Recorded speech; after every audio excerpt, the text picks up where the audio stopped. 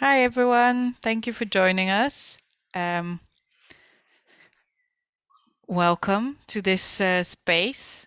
Um, I hope some of you, many of you, most of you have seen the brilliant documentary that Sunita has made, Hostile, to explore the damage that the hostile environment has done to the people who are subject to it, but also to our wider communities, our neighbors and our friends and our families, and how we relate to each other. Um, Sunita is here. We're going to ask her a few questions about the film, about her creative process and her background, and how she relates to the topic.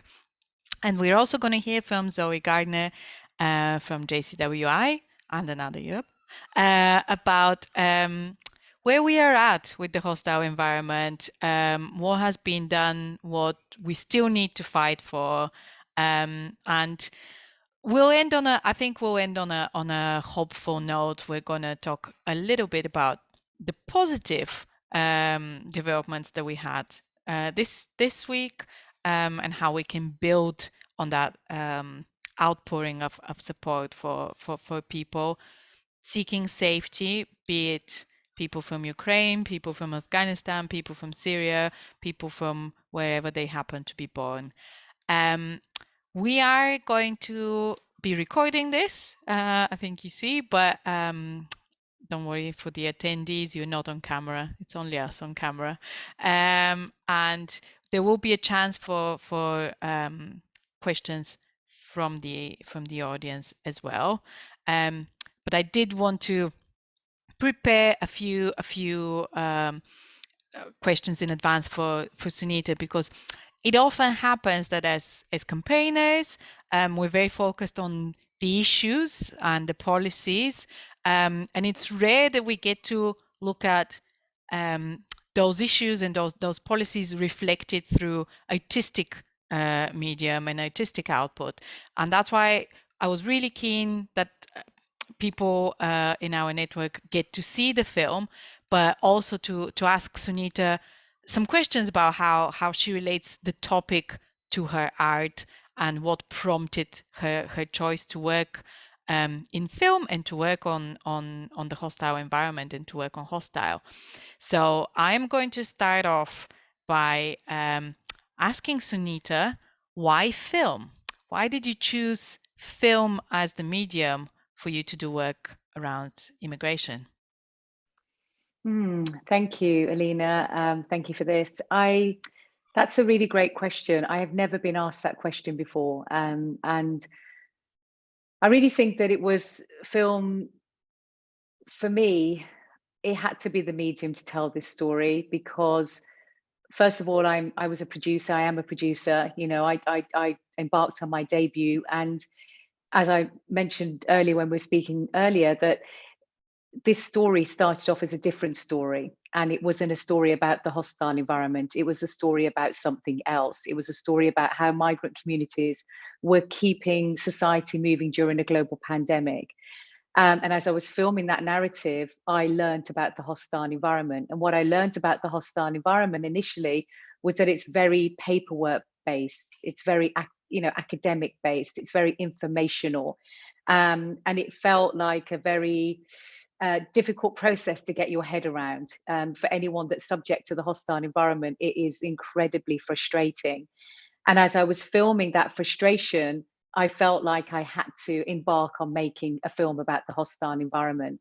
And I felt that I don't believe a film had ever been made about this subject matter before, but something that was a lot to do with applications and paperwork. I had to then determine how that would translate into film.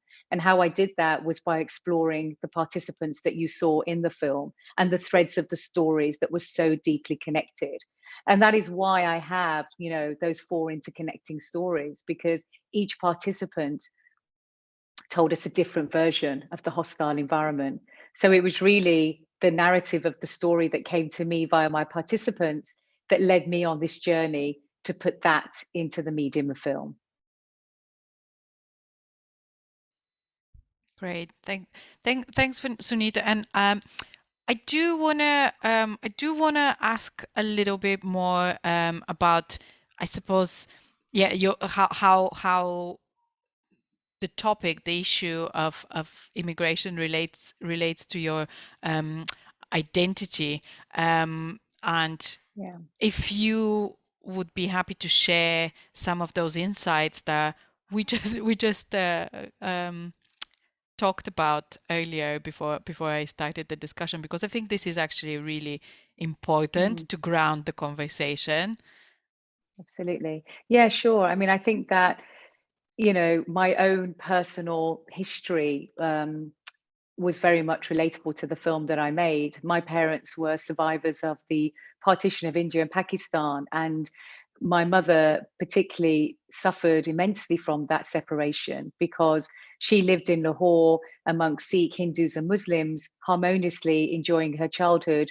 And overnight, she was torn away from her community.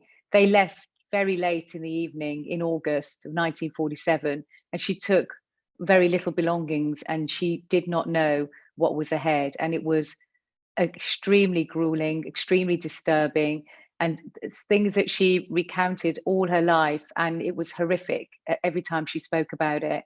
So she walked for 16 days, almost died on that journey, and saw bloodshed and a lot of pain along that journey. She ended up living in a mud hut in what was New India, and that's where she met my father, not far from that community.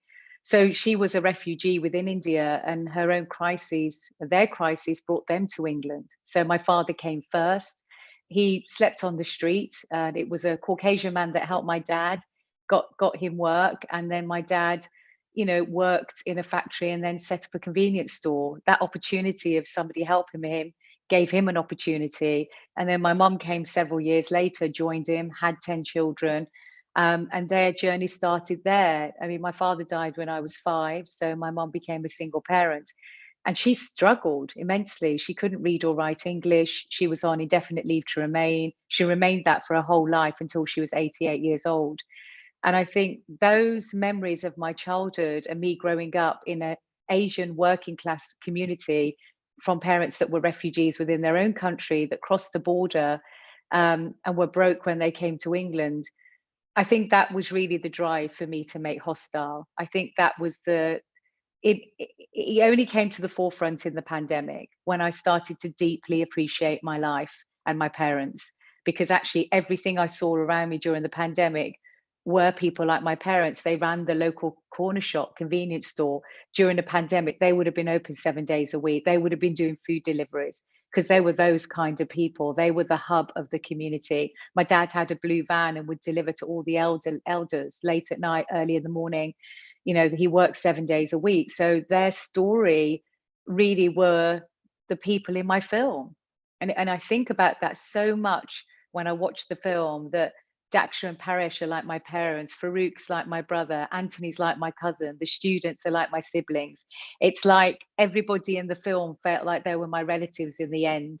And so I was really probably recreating that in a way and trying to figure out my own placement in that and my own identity, because I am a British citizen. But I think for any second generation, you do feel this intergenerational trauma and you feel this identity crisis in a way, because you're not partly there and you're not partly here. And when you lose both of your parents, your connection to your bloodline is gone. So you even feel more disconnected.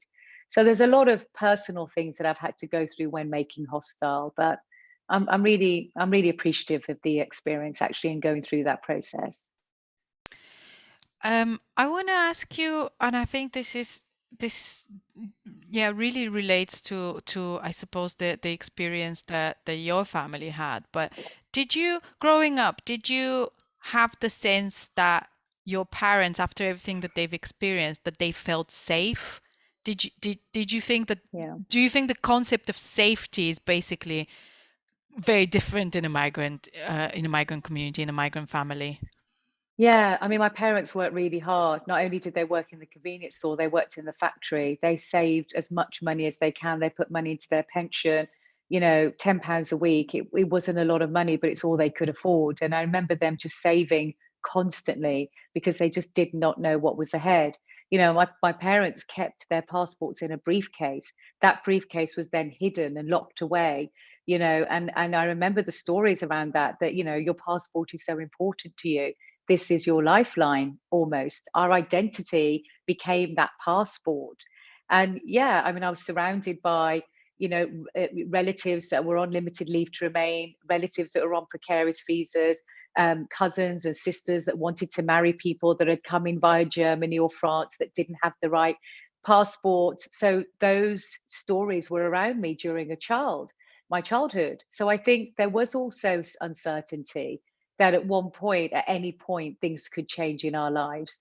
And I think that's why they saved so much. And that's why when my mom was a single parent, she worked 6 days a week in a factory.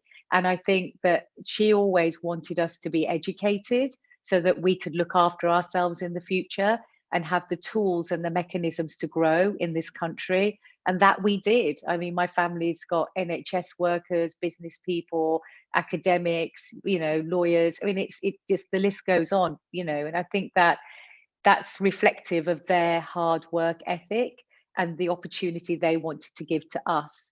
So when I talk sometimes and I speak to people publicly, I sometimes think to myself, the people that you're sending on that plane, if you're going to do that, are my parents. Their children are the future me. And I married a Caucasian man and had children here, and I'm happy here and I've built my life here. So I think there's a lot to be said in that level of empathy that needs to be seen and sought right now in our country, because to turn away children and young parents is just, or anybody for that matter, is just a horrific thought. So yeah, I'm deeply grateful for what they've done for me. And yeah, their struggles were there, and they were throughout my whole childhood, for sure. So I suppose in a way the both the topic of the film, but also some of the stories, I suppose, the choice happened quite naturally. It sort of just grew from your experience and thinking about, as you said, about your place and how you relate to your background, but also to where you've grown up and where you're part of society here. But was it easy to get people to open up to you and to reveal their stories? Was working with the stories that you selected an easy process? I think people were very guarded. And I think rightly so. I think that people were concerned because it was their life that they were opening up to the wider audience. And also, they didn't know me. So I was a stranger. So initially, there was a lot of trust to be had between myself and my participants. And a lot of that happened remotely because of the pandemic. And we did a lot of remote work with user generated content over the phone where I'd watch videos remotely. But then when I got to meet them face to face, it was about building that trust and having that confidence that I would do the best I could for this story and for this subject matter and for them. So a lot of it is about trust building along the way. And also a lot of it is about not manufacturing the story and making sure that you go with the story and you follow their narrative as it's unfolding. So I learned that about myself as a filmmaker, is that I kind of was present, but really not really there in a way. I just wanted them to be as natural as possible in their own environment. So I think that that trust came over time and that access came over time. And I was so grateful over that period of 9 months that I filmed, that they allowed me into their world and continued to do so. And then during the editing process, they were there to sort of verify bits of paperwork for me and information. And now in the Q&A tour, which has been going on since January, my participants have been there during that whole process, coming on tour with me, speaking publicly about the film and opening up about their experiences. So I think the process is about trust, it's about connection, and it's about integrity. And all of those things I believe that I've sustained throughout this process. Yeah, I think it really shines through that you've given people space to tell their stories. And I suppose my question next would be, and Zoe, don't worry, I'm going to bring you into this very soon. Don't It's worry, I'm just that fascinated. this is, yeah, exactly. This is how these things happen, right? When you have a conversation with someone who actually does really interesting things that you relate to, but also slightly different from our everyday experience. So I suppose my question is, how important is it, and what can we do to better do this work to give the space for migrants to tell their own story rather than for us to speak for migrants? Yeah, that's really important question. Empowering them, even though they're empowered, giving them voice, even though they have their own voice. So it's like, what can we do for them? We all have access to our own social media. We have access to our network. You know, we have access to our MPs. We have access to friends and families just by raising awareness and speaking about this subject matter, going into communities where people are suffering, being on the ground with grassroots organizations, you know, just being in their company presence, hearing their stories, listening to them, having that level of empathy. I think what I've learned from this is when I get on that tube or get on that bus or walk down that street, I look at people in a different way since making this film, because I know that a lot of the people I'm walking past are probably experiencing things that I have portrayed in this film, right? Or they're experiencing difficulties in their lives, and understanding that they are faced with those difficulties. So having that level of empathy in society where we want to help one another. I think that sense has gone, our community has gone, and we need to bring that back. The pandemic showed that we can do that. Now we're in a different crisis after the pandemic. We're in the flush out of the pandemic, Brexit, the war that's happening now between Ukraine and Russia. And then we've got everything that's happening with the migration and the immigration crisis. So it's that moment in society where we bed down and start thinking, instead of focusing on things that separate us, let's talk about the things that bring us together. What is our common ground? How can we work together to better society? So I think that's my positioning as a human being. And because of that, things have changed around me and things are manifesting around me. And my language has changed. I'm more inclusive. I'm meeting more people. I'm sharing more stories. The film is getting out there. I'm meeting people like yourself and Zoe, which is, to me, is so inspirational. And you're such inspirational figures to me. So it's like this is all part of that process too. So yeah, I think there is a responsibility for all of us to be part of that, and I'm part of that too. So let's continue doing that hard work. And I'm optimistic for the future. I am. Oh, that's brilliant to hear. More of that, more of people's optimism, please. Mhm. Um, this relates to something that I wanted, yeah, to bring Zoe into, because we had the chance to think about that a little bit at an event very recently about the positive shifts and the positive shifts in the perception of migration that we are witnessing. Zoe, do you think we've just become better at giving space and giving visibility to migrant stories and brought that closer to people? Is that part of the reason why in your work? What do you think? Yeah.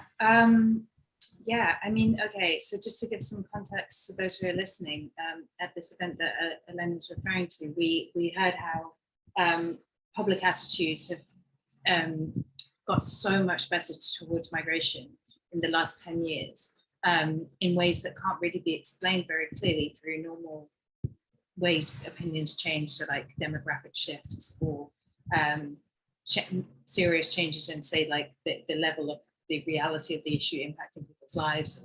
None of those things have changed significantly in those 10 years, and yet people's opinions are just so much more positive.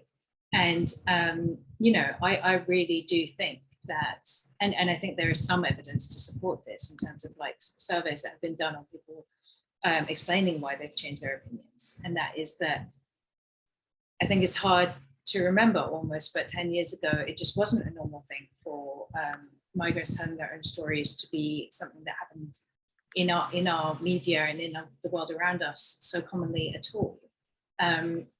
I mean, I've experienced it just during my career, the difference between what journalists are asking people for what kind of stories we can manage to put out there through my work at JCWI, you know, and we still experience a degree of the journalist who calls you up and wants to know if you have a refugee fitting this criteria, who's gone through this trauma, who is in your filing cabinet ready to talk to them and share their trauma, and then, you know, just be a convenient illustration for the story. We still get that bit, but that used to be completely the norm.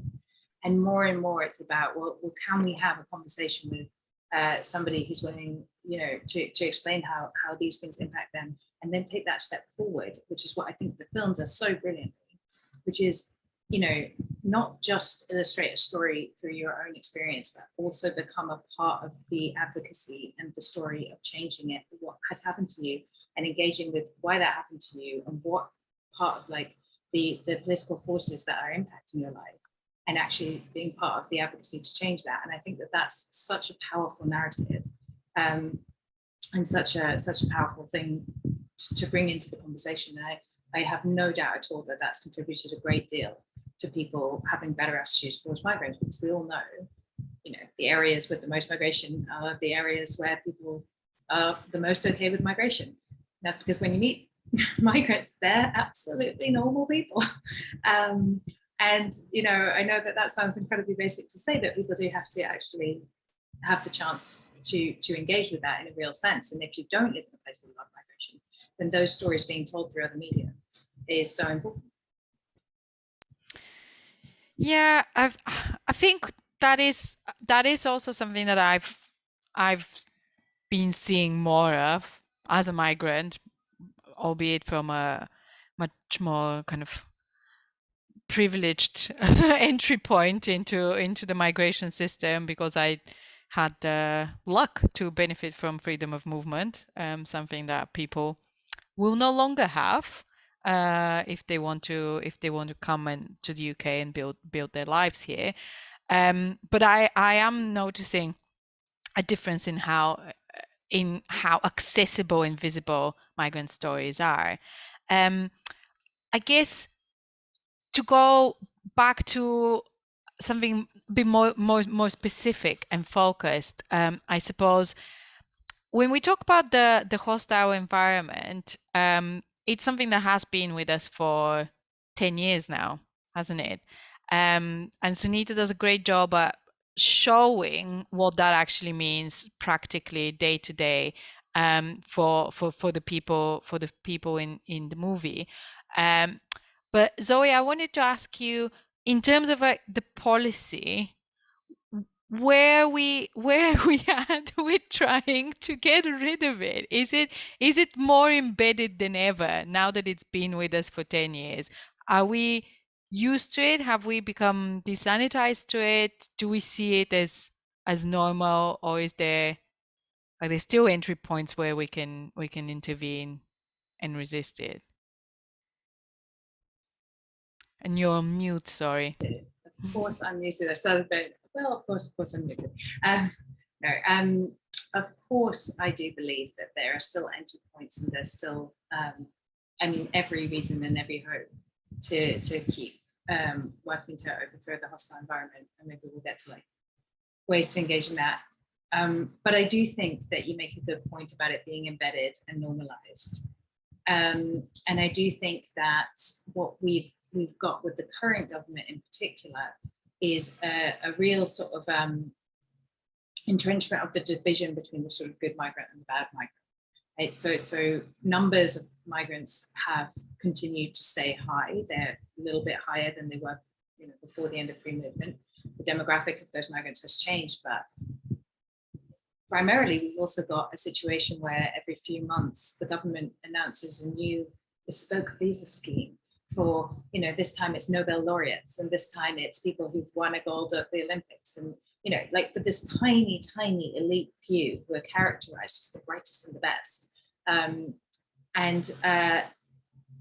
That in contrast, obviously, with the extreme and really, you know, even for our country's shameful history of how we treated refugees, truly extreme and draconian treatment of people at the poorest end of the migration spectrum, the people in the most desperate situations, refugees. And one of the key things that's really important in how we're treating refugees now, with the Nationality and Borders Act, that now it's an act, it went through a few months ago, went through Parliament and was voted in, is that a lot of those measures of the hostile environment that previously were applied to basically migrants working in the low wage parts of the economy are now being applied to refugees too. And that's sort of like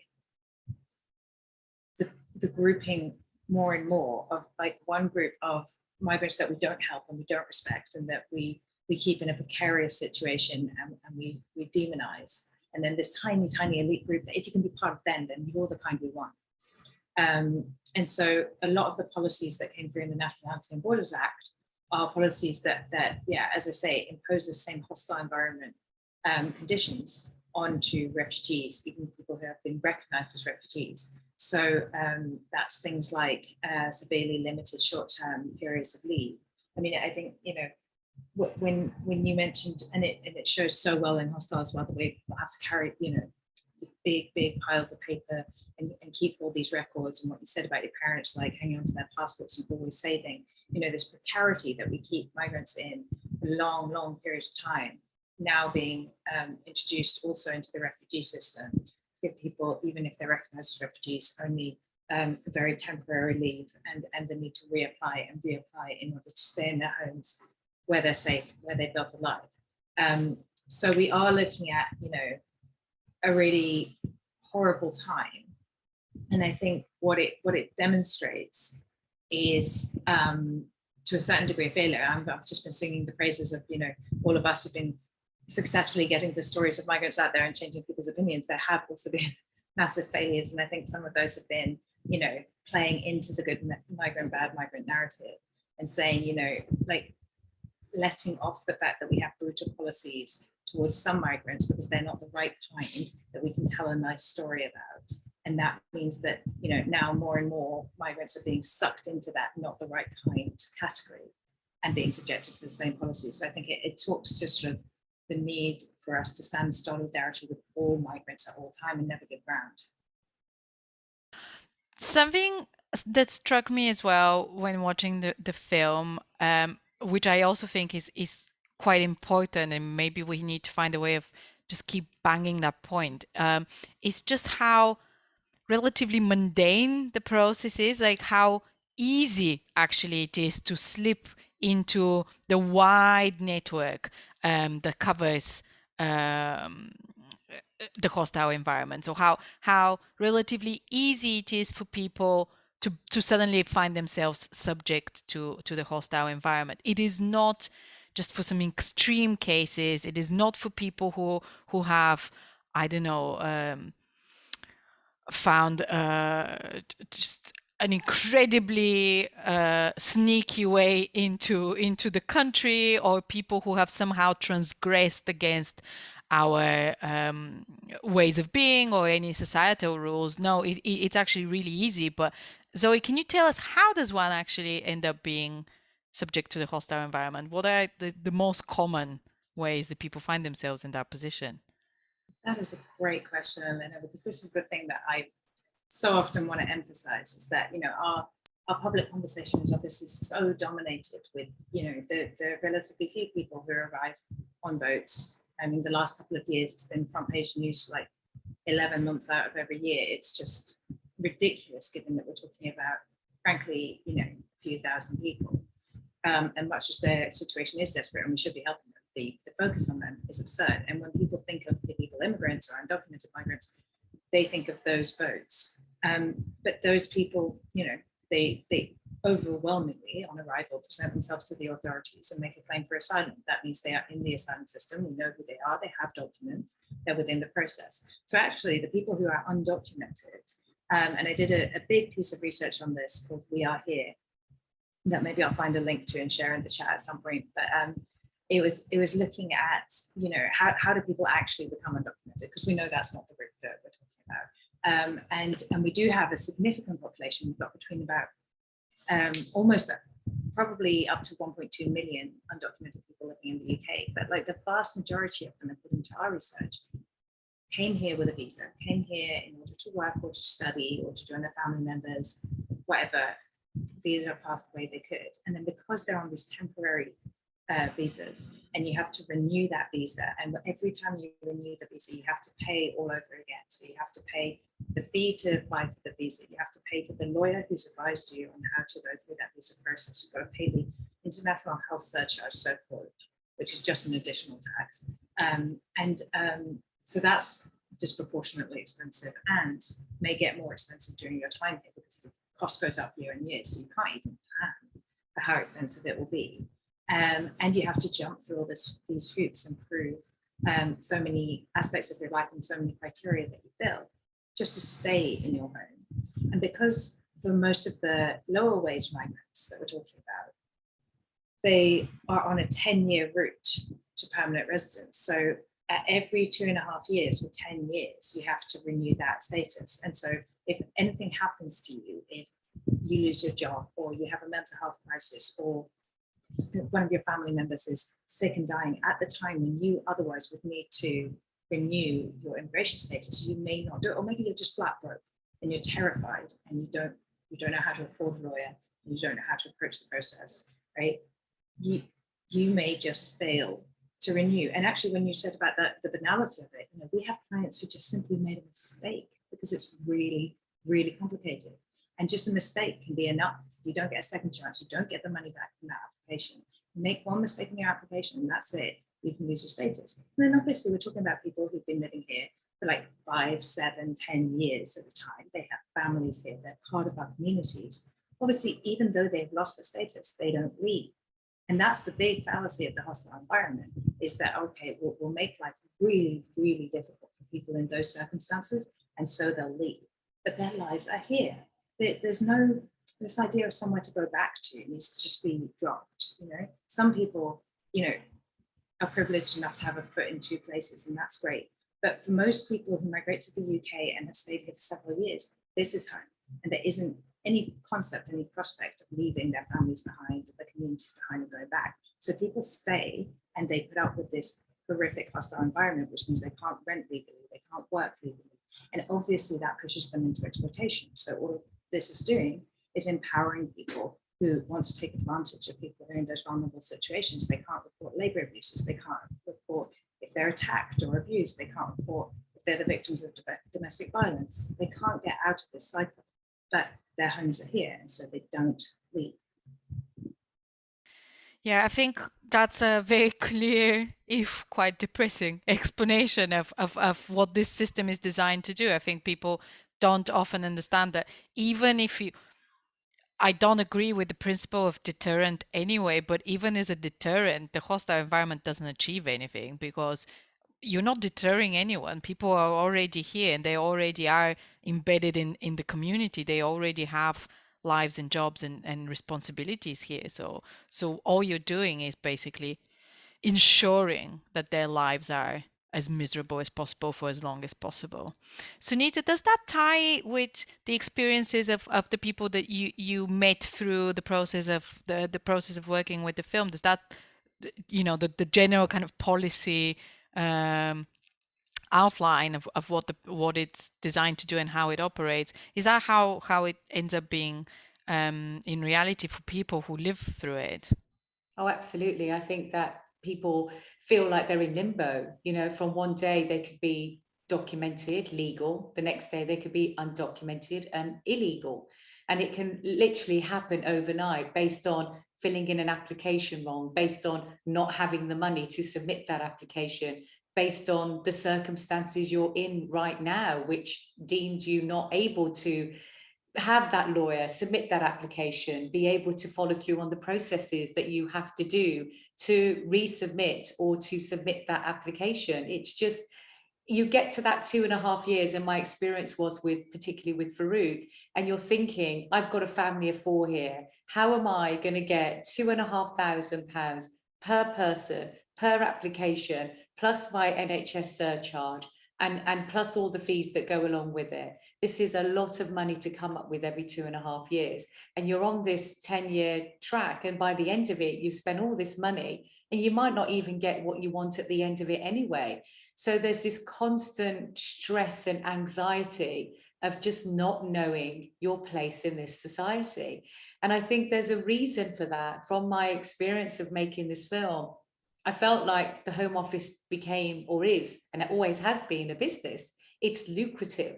This is a cash cowing exercise that allows this organization to do as they please. Every year, the charges are going up. Every year that we're seeing more and more people float between being documented to undocumented for no reason, only because of the fact that the restrictions around them are just getting more and more tighter. And I feel that that oppression then leads them to either become undocumented, therefore illegal, and then they get deported, or they just go home, or they just go under the radar. And you're right. I mean, I've met women on this Q&A tour. What's come out of this is horrific stories of people that have come to screenings that are subject to the hostile environment, but are in that sphere where they came lawfully, legally, and they're now in this really horrible situation. And domestic abuse and violence is on the increase with people that are subject to the hostile environment, because it stops you from speaking out and speaking up, because if you do, then you are identified and you are a number and they can come after you. So it's a really tough situation for a lot of people out there. So I absolutely experienced exactly what Zoe's just been speaking about. And a point that Zoe was talking about earlier, how this hostile environment is now spreading to asylum seekers and refugees. They're now subject to no recourse to public funds. And it feels like it's been a testing ground at every single step of the way. Oh, we'll test this hostile environment on, you know, people that are on this 10-year track, but now it's worked with them and we've got so much money out of them. Now let's test it on the asylum seekers and refugees. Oh, and by the way, let's test it on people that have dual citizenship, with what they were trying to do with the Nationality and Borders Bill. So I think it's just like all of it seems to be a process of testing between different demographics of people with different visas and different statuses. And I think that's only going to continue to happen if we don't do, or the organisations like JCWI that do it so well, really raise this awareness and put it at the forefront. And I guess, you know, we may feel like, you know, we're hitting our head against a brick wall right now, but there will be change in the future, and that change will happen. And when we've had all this information, we've raised all the awareness, we've given them all the information, whoever comes in next or whatever arrangement is there in the future, they might look at this hostile environment and think, what have we done? And that turning point might happen, you know, hopefully in the next 5 to 10 years. That's what I'm considering at this point. Yeah. Let's hope it's even quicker than that, but yes. Yeah. Go for it, Zoe.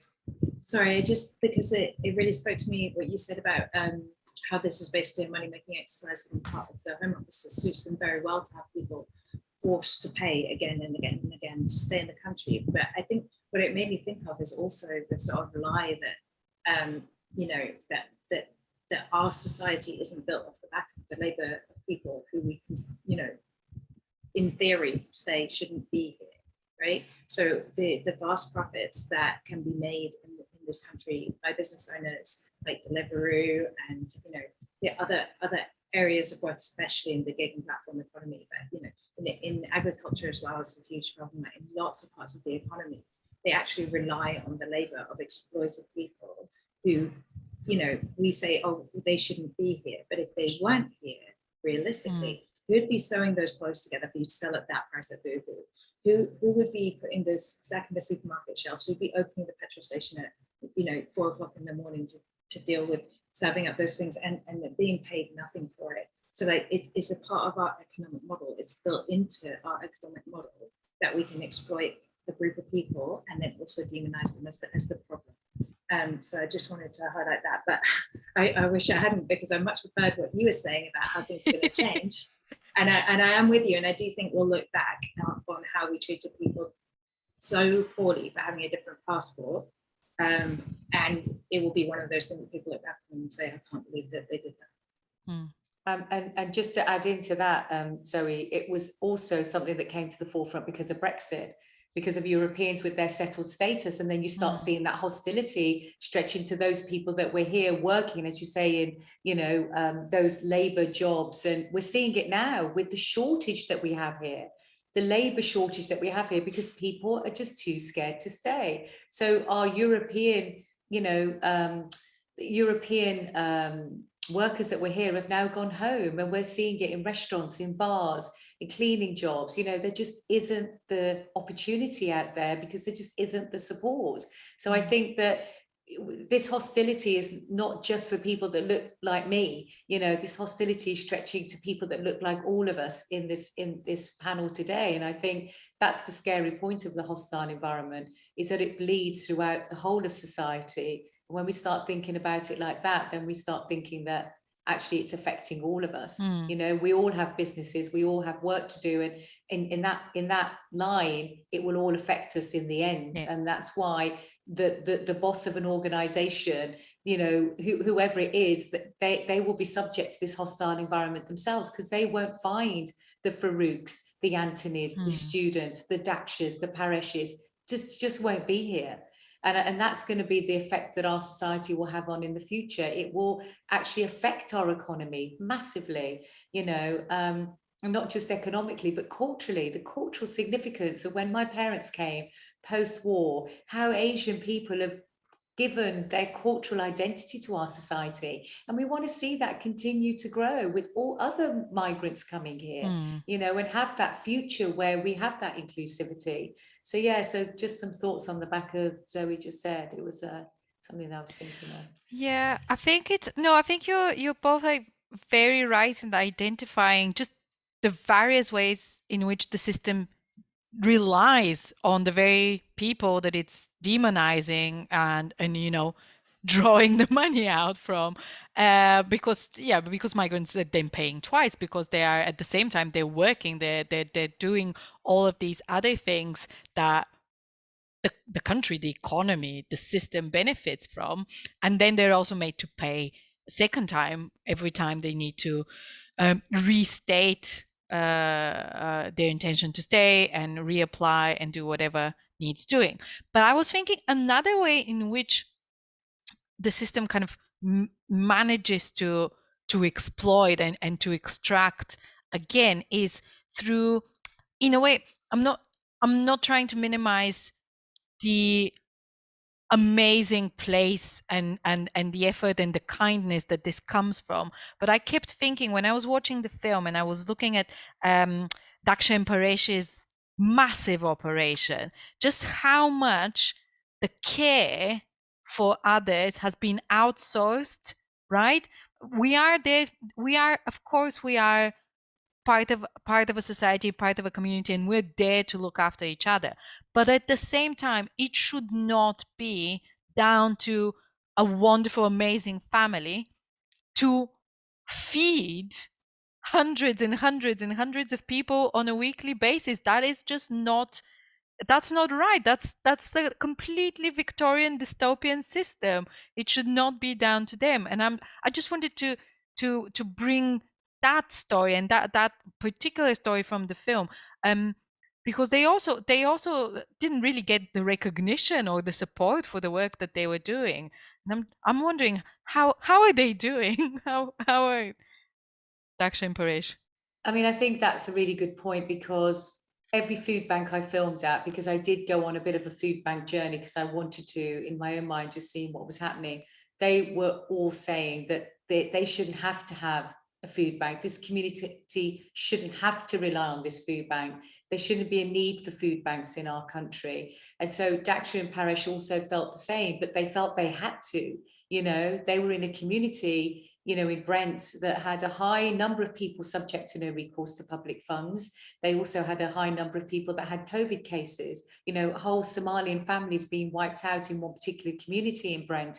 And it was horrific times.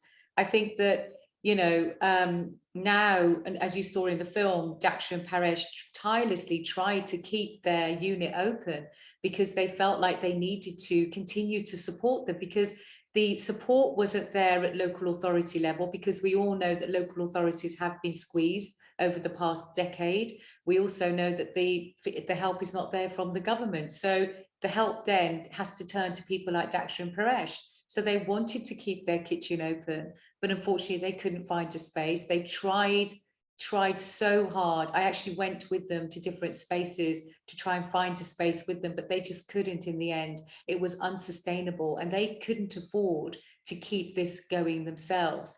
So I think in the end, they, as you saw in the film, they closed down. That closure kind of drove them out of London.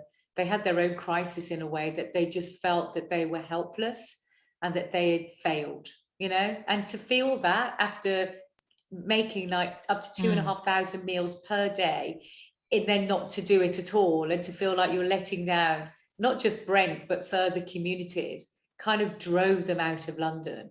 And then now they're kind of working in their jobs, still cooking from home, helping communities within the community they're now living in. And after that, they were awarded an MBE for their services, but they were like, please, can we have the kitchen back? Yeah. Please, can we do what we want to do? And that is to help others. So the government know, and the authorities know, that there is a fallback to these food banks. And I think that that is ever so prevalent in our society now. And I think what we need to do is to change that. We need to put that back into the people, because people don't want to rely on food banks. When I was filming the food banks, you know, I didn't purposefully film people taking the food, eating the food out the containers, because that to me went a step too far. I appreciated them in terms of having their own privacy, but when I spoke to them off camera, it's something that they didn't want to do, but they had no choice. By the time they've paid out all of this money, they don't have money at the end of the week to pay for basic food, basic needs. So that's where people like Daksha comes in to help them, but they would rather not. They would rather not. And I think that was evident in the people that I met. So yeah, that's their story now. It's heartbreaking for me, and I'm sure for everyone else, to hear that they felt that way. They were made to feel that way after the incredible effort that they put in, because whatever else, it was just, yeah, it was such an amazing human response. And it makes me so angry, actually, to think about that now, that they were made to feel that way about the work that they did in their community. But I'm going to try and move us to, I suppose, kind of a final point for me. And also I will encourage, if anyone in the audience wants to ask questions, we already have one question from Christine to do with the media.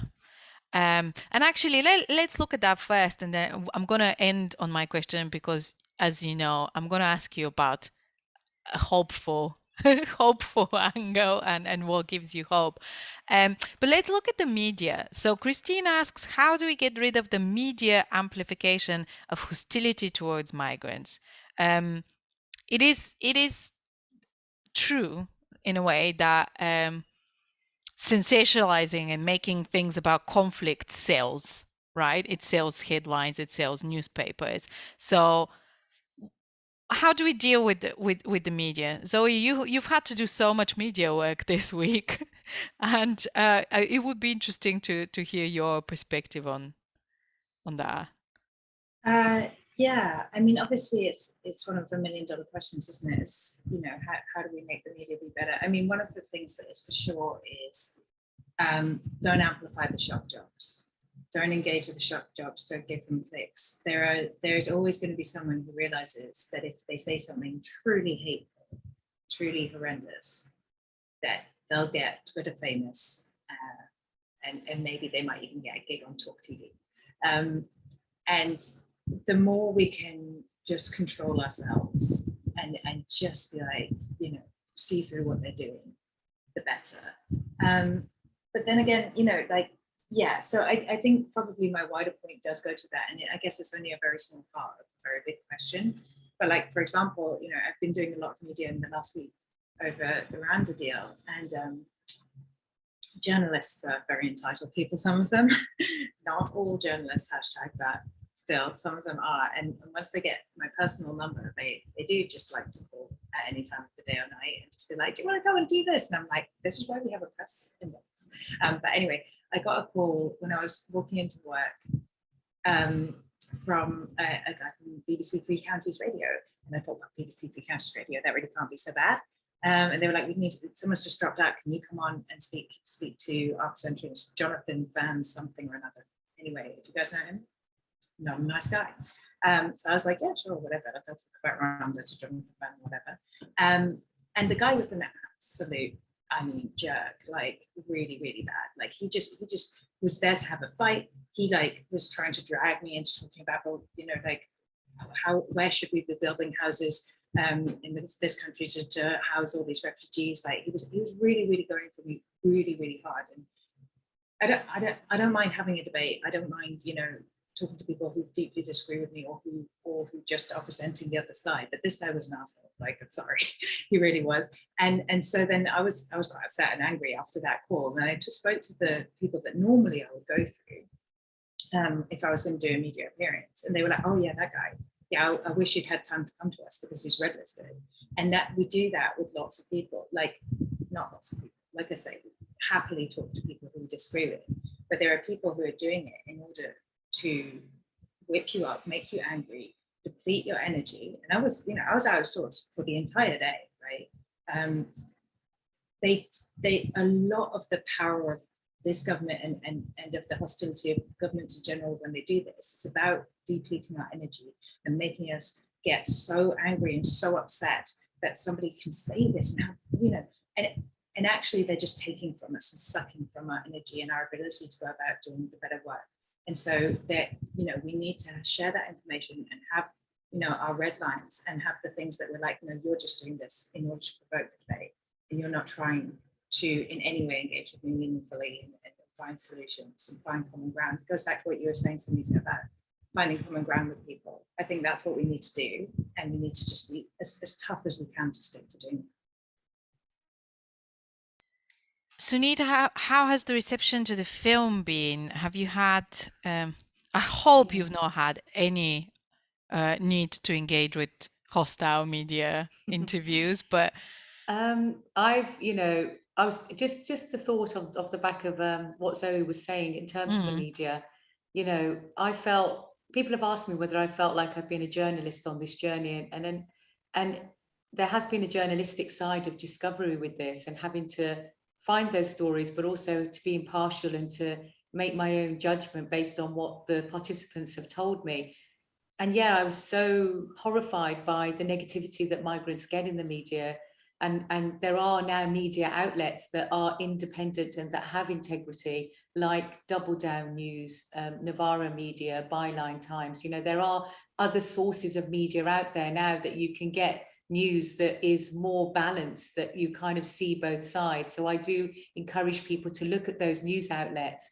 I think for me personally on this journey and the response it's had, you know, the film had its premiere in October 2021. And then I didn't realize how much this film had impact on everyday people that don't know about the hostile environment, people that didn't know about these stories, and people that have just taken to the film because they felt like they either had a responsibility or a personal connection to the story. So from October 2021, we then got longlisted for British Independent Film Awards. I was then longlisted at BAFTA. I then had a cinema release from January 2021, which is still going strong today. And then we've been in a number of festivals and I've done a number of Q&As. I've been to law firms, to universities, to Parliament more recently. And the list goes on. I've loved going into communities and speaking with communities and grassroots organisations. So I think the response to the film is reflective to the response to the individuals on the ground that are signed up to make change. And that's what I feel. Being on the ground for the last, since October to now, I've seen this change. I've seen it, I've heard it in audiences. I've been challenged, but I've also heard people turn their opinion because they don't know this story existed. So that I've seen that change amongst people that don't come from the demographics of me, that don't come from the demographics of the people within the film, that have not had lived experiences, but yet feel that some way this is impacting them because they feel like, oh my goodness, this is happening in our society. We need to do something about this. The embarrassment is there, the kind of helplessness, the kind of awkwardness, like, wow, how is this even possible? Kind of like, are we proud to be British? I've had people question themselves at screenings, you know? So it's like that journey for them is now empowering them to go and do things. So I think, yeah, there's been a huge response to the film. And I think that's testament to the stories of the individuals. People have responded to the film because of Farouk, because of Anthony, because of the students, because of Daksha and Paresh and Ilyas, and everyone else, all of the academics that have spoken in the film and the MPs, and just people resonated to the story. And I'm so grateful for that for so many reasons. And they continue to do so. So long may it continue, really. Indeed. I think ideally we want everyone to see it at least once, because I think it really is how you start building change, right? Like to challenge people from different angles and through different media. Zoe, what gives you hope? What gives you hope for the fight ahead? I may be a crazy person because I don't seem to ever quite lose that little grain of hope. Days like, you know, we had this week where the number of people who are going to be taken away on a plane to Rwanda dropped and dropped and dropped before our eyes, and we were just hanging on literally to the last minute before the plane was supposed to fly for it to drop to zero, and it did. And that is obviously thanks so much to all the legal firms and the lawyers who took those cases. But it's not just them, it's about a movement that is built and built and built and built, and all the people who in whatever small way contribute to that movement and build and build and build. That is our payoff when we get days like that, where you actually see, 130 people's lives like protected, and how thousands and thousands of people responded to our online actions, email the airlines that are operating the flights, email your MPs, speak up, come to the demonstrations. Thousands and thousands and thousands of people were doing those things up and down the country. That's the kind of thing that gives me hope, because it actually does change things. And I think that, to bring it back full circle, what we were talking about with the polling at the beginning of the conversation, like, that can sound intangible. Oh, opinions are changing, but it's not intangible when you see that kind of action result in such truly heartwarming outcomes on a day like that. And that is, that's an effort from every single person, like I said, who did anything to raise their voice about these issues. So yeah, that makes me think we can keep going. That's great. We can definitely keep going. What else is there to do? We have to keep going, right? Sonita, do you wanna say a few words? I know you sent me that leaflet, and everyone who watched the film will get a copy. But I'm also gonna send it to our list after this conversation. Do you wanna talk a little bit about the campaign that has kind of built around the film? Yeah.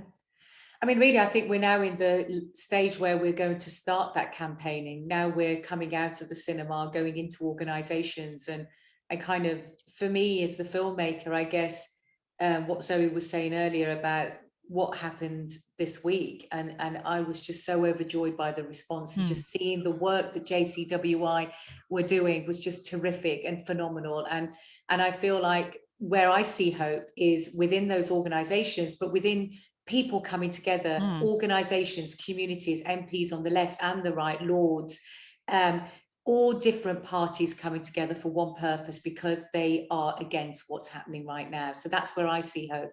Our campaign is specifically around no recourse to public funds, raising that awareness. What is it? Who does it affect? How does it affect you? how can you overcome the effects of no recourse to public funds? So it's now raising that awareness, because when I go on screenings, people don't even know what it is. So it's just, what is it and how can we overcome it? And that's our campaign, really. It's a very, it seems quite basic, but just raising the tones and the narrative around it, give people opportunity and insight to see the very real effects. You know, when you're employing somebody that has NRPF, you might treat them or understand why they are suffering so much. When you have that doctor in the NHS that's giving you your vaccine, you might think that they might be suffering from no recourse to public funds. It's having that level of empathy and sympathy within our society, which we so need. So our campaign is that. It's on our website. You can print the letter off, send it to your MP, tell your MP that you're not happy about no recourse to public funds, raise that awareness, join our campaign. And as we go out and speak publicly about the film, that's what we're aligning it to and tying it to. So yeah, we're now gathering and working with more organisations that work within no recourse to public funds. And I think our campaign will really come to the forefront in the next 2 to 3 months, where we're going into educational institutions, universities, schools, putting hostile on the curriculum, having them raise awareness at educational level. And then it's also going into law firms, and we're doing a legal toolkit and an educational toolkit. So we're looking at education and law, which will then feed into policy. And that's what we're doing. And it's all around hostile environment and no recourse to public funds. And I think that's going to take a bit of work, but we've started that process now. So if you can follow us on social media at Hostile Doc and come onto our website, join us however way you can, we would really appreciate that. But I'll just leave on one final story, that I did meet Rishi Sunak at 11 Downing Street on International Women's Day. And when I met him, I spoke about the people suffering from no recourse to public funds and the children that were suffering from no recourse to public funds and our responsibility. And I was happy to see in the spring budget that those that are suffering from NRPF now have free school meals. So thanks to Marcus Rashford and organisations like JCWI, and maybe a little bit about that conversation I had with him, you know, we are making progress. So, you know, totally join us on that journey if you can. No, definitely. I mean, not to sound like a well-known supermarket chain, but every little bit does actually help. So we should be pushing from each and every angle. And also, before I say goodnight to everyone, I'm gonna, on behalf of Zoe, I'm gonna invite people to a lovely community event on Sunday. Zoe, do you want to do that yourself? You go ahead and tell them. I want to find the link. So JCWI and various there's Migrants Organise, Regularize, I Fridays for wrote- the Future, loads of people. Yeah, Here's the link. some of the best people around basically are organizing a carnival of resistance gathering on Sunday, which will be a positive community event to show that the hostile environment is not going to divide us. And there's going to be entertainment and crafts for kids and food and all of the things that bring us together. It's going to be a lovely Sunday. So if you want to celebrate being together against the hostile environment, then come along to that. Thank you so much, Sunita, and thank you, Zoe, for coming along. It was such a pleasure to chat to you and to think about the art intersecting with some of the horrible structures we have ended up with in our society, but also how we are all empowered to change them. Thanks everyone who joined us, and this is obviously not going to be the last time we talk about immigration, but it was one of the most hopeful conversations we've had on it for a while. Thank you once again. Thank you so much, guys. Really appreciate it. Thank you for coming. Thank you for having me. Thank you. This is really great. Thanks, Elaine. Bye. Have a good night. Bye. Bye.